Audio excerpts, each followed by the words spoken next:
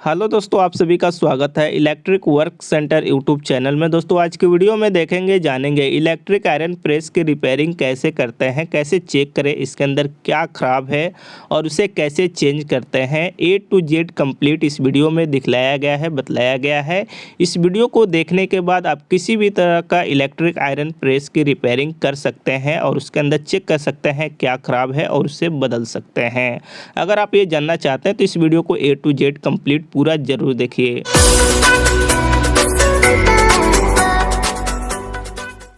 तो जैसे कि हमारे पास एक ये इलेक्ट्रिक आयरन प्रेस है जो उषा कंपनी का है। आपका किसी भी ब्रांड का हो सकता है, सब में सेम ही सामान लगा हुआ रहता है, एलिमेंट, थर्मोस्टेट और लीड वायर।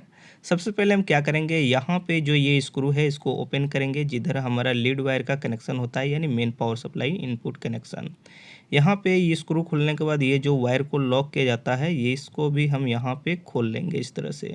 उसके बाद यहाँ पे फेस न्यूट्रल का जो वायर का कनेक्शन किया गया है उस वायर को भी यहाँ पे खोल लेंगे इस तरह से। सबसे पहले हम क्या करेंगे, स्क्रू खोलने के बाद वायर को चेक करेंगे, वायर हमारा सही है या ख़राब है। अगर वायर हमारा सही है उसके बाद आगे चेक करेंगे कि इसके अंदर क्या प्रॉब्लम है, क्या ख़राब है। तो इसके लिए सबसे पहले हम लेंगे यहाँ पे सीरीज टेस्टिंग बल्ब होल्डर। जैसे कि ये हमारा सीरीज टेस्टिंग बल्ब होल्डर है, इससे पहले वाला वीडियो में भी हमने इसको दिखलाया बतलाया हुआ था। यहाँ पे आपस में चेक कर लेंगे तो हमारा बल्ब जल रहा है। अब चलिए वायर को चेक करते हैं। सबसे पहले अर्थ टॉप से लेकर के जो अर्थ का वायर है यहाँ पे चेक करेंगे ये सही है। उसके बाद इसमें भी देख लेते हैं, फेस न्यूट्रल में भी। उसके बाद यहाँ पे इस वायर को चेक करते हैं, न्यूट्रल भी वायर हमारा सही है। उसके बाद क्या करेंगे, यहाँ पे फेस वायर चेक करेंगे, फेस वायर भी हमारा सही है, कंटिन्यूटी बता रहा है।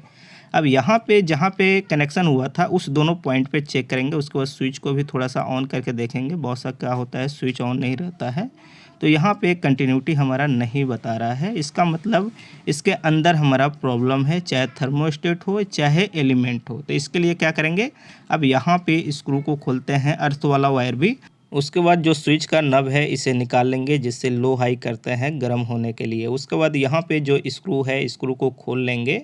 हर इलेक्ट्रिक आयरन प्रेस में आपका लगभग इसी तरह से स्क्रू दो आगे दो पीछे होता है, किसी किसी में फ्रंट में भी होता है। तो बॉडी में जो स्क्रू होता है, बॉडी का स्क्रू यहाँ पे हम खोल लेंगे। स्क्रू खोलने के बाद क्या करेंगे, फिर यहाँ पे दो स्क्रू और है। हर कंपनी में थोड़ा बहुत चेंजिंग होता है बॉडी स्क्रू का, ये हमेशा ध्यान में रखिएगा। उसके बाद इस कवर को हटा लेंगे। अब यहाँ पे हम चेक करेंगे, कंटिन्यूटी करेंगे कि इसके अंदर एलिमेंट ख़राब है या थर्मोस्टेट। तो सबसे पहले हम लेंगे यहाँ पे सीरीज टेस्टिंग बल्ब होल्डर और यहाँ पे चेक करेंगे। सबसे पहले हम डालेंगे एलिमेंट पे, तो एलिमेंट हमारा कंटिन्यूटी बता रहा है।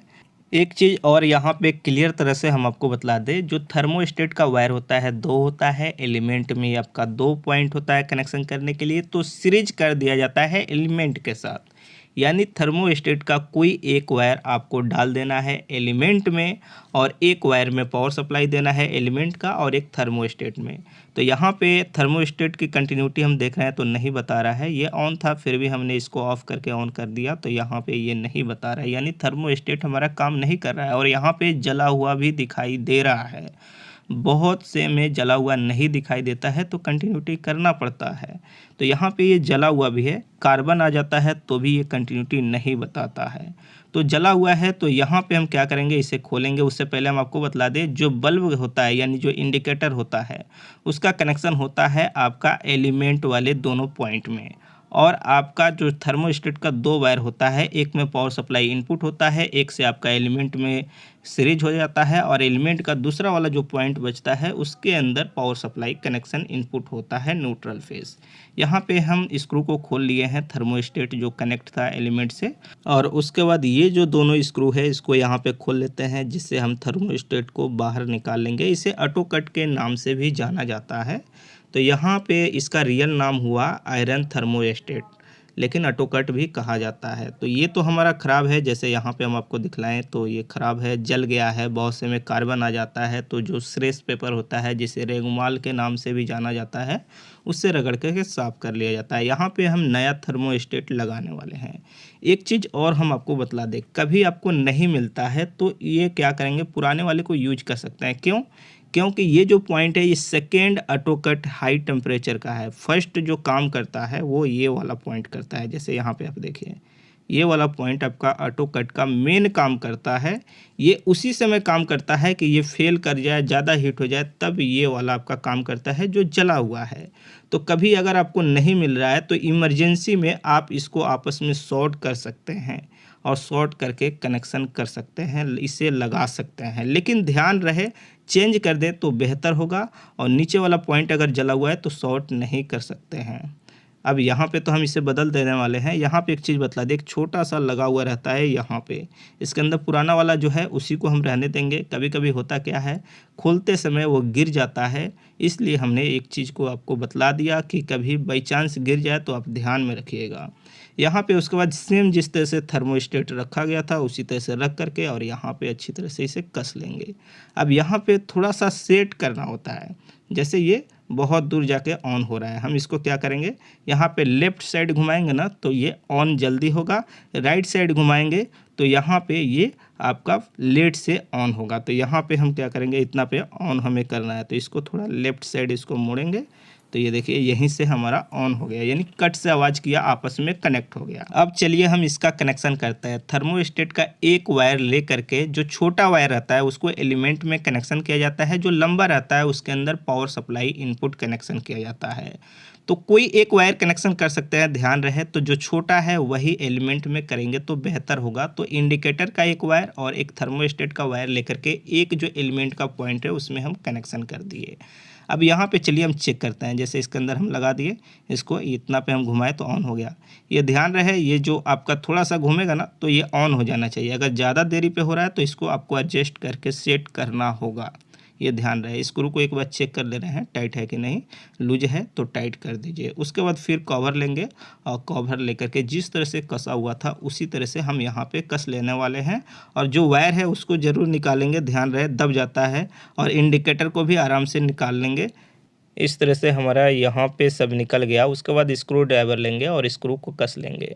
स्क्रू को थोड़ा थोड़ा कसने के बाद इसको बैक साइड एक प्लेट पत्ती होता है जिस पे टोटल इसका लिखा गया रहता है वाटेज एम्पेयर ब्रांड, इस पत्ती को लगा देंगे। एक चीज़ और, ये आयरन थोड़ा सा प्लेट इसका जला हुआ है, अगर इतना जल जाए तो बदल देना चाहिए, फिर भी ये पार्टी बनवा रहा है तो हम रिपेयर कर रहे हैं।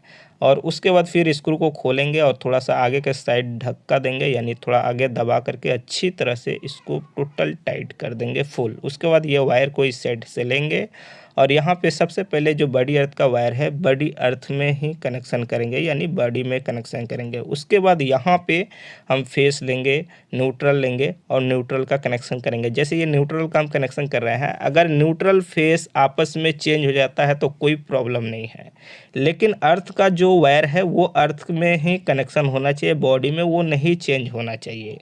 उसके बाद इसका कवर लेंगे, इंडिकेटर को, जो इंडिकेटर का जो रेड कलर का है उस कवर के अंदर डालेंगे और उसके बाद स्क्रू को यहाँ पे कस लेंगे। तो इस तरह से हमारा 4 स्क्रू था इस बॉडी का, यानी इस कवर का, चारों स्क्रू को यहाँ पे कस लेंगे। चारों स्क्रू कसने के बाद क्या करेंगे, यहाँ पे हम इसका नब लेंगे, यानी जो ये स्विच का लो हाई करने के लिए रहता है, यानी गर्म कम ज़्यादा करने के लिए इसी को घुमाना रहता है, इसको भी लगा देंगे। ध्यान से एक साइड इसमें घाट होता है यानी कटिंग होता है, उसको ध्यान में रख करके लगाना है, नहीं तो टेढ़ा हो जाएगा, टूट जाएगा। तो यहाँ पे अच्छी तरह से हमारा लग गया। उसके बाद यहाँ पे जो वायर लॉक है उसको भी यहाँ पे हम वायर लॉक को लॉक कर देंगे, ताकि बाहर से कभी वायर को कोई पकड़ के खींचे या किसी कारण खिंचाए तो हमारा वायर कनेक्शन पॉइंट से टूटे नहीं, डैमेज नहीं हो। और उसके बाद इसका जो कवर है इस कवर को यहाँ पे लगा करके स्क्रू से कस देंगे। यहाँ पे फाइनली इसको कस लिया गया है। अब यहाँ पे चलिए हम आपको चेक करके दिखलाते हैं। यहाँ पे बोर्ड के अंदर इसको डालते हैं, ये देखिए इंडिकेटर ऑन हो गया, इसको बंद करते हैं, ये ऑफ हो गया। अब चलिए इसको ऑन करते हैं, थोड़ा सा ऑन करके छोड़ते हैं तो ये ऑटोमेटिक गर्म होके कट जाएगा। जैसे ये कट गया। अब चलिए थोड़ा सा और हाई करते हैं, यानी बढ़ाते हैं, यहाँ पे ये हो गया। अब देखिए फिर ये कट जाएगा, ये कट गया, फिर थोड़ा सा कर देते हैं।